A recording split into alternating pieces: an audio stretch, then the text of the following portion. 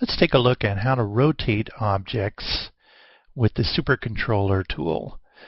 The first thing that you'll notice is when an object gets imported, the supercontroller looks pretty flat. So one of the first things we're going to do before we go anywhere is I just want to tilt it a little bit on its axes so that we can really see that tool a little bit better.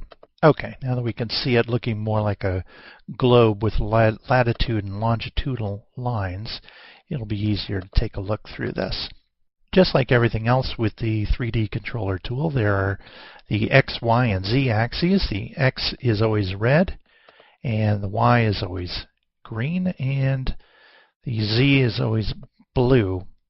And we're going to rotate the objects around those axes.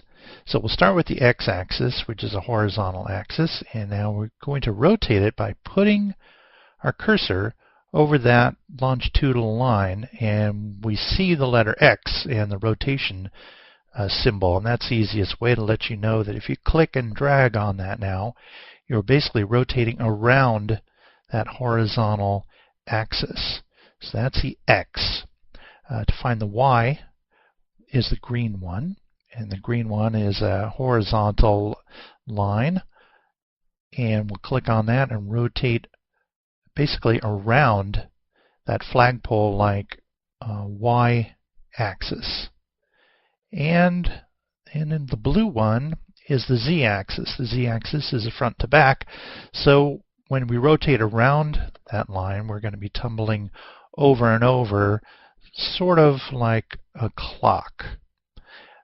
That's another way that can help is the Y-axis is sort of like the way a globe spins around, because the pole, the north and the south pole, are up here and down here.